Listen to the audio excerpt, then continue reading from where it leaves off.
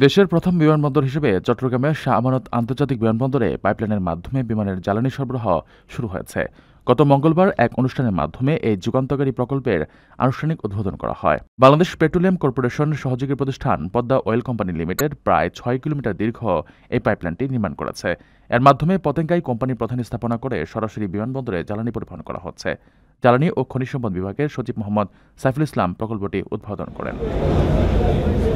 কর্তৃপক্ষ জানায় ১৭০ কোটি টাকার প্রকল্পটি নির্ধারিত সময়ের আগেই ১৫৫ কোটি টাকা ব্যয়ে সম্পন্ন হয়েছে।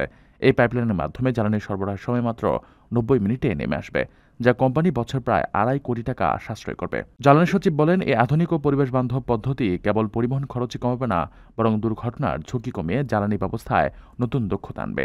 সড়ক পথে জ্বালানি পরিবহনের চেয়ে এই প্রক্রিয়াটি অনেক বেশি নিরাপদ, দ্রুত ও সাশ্রয়ী।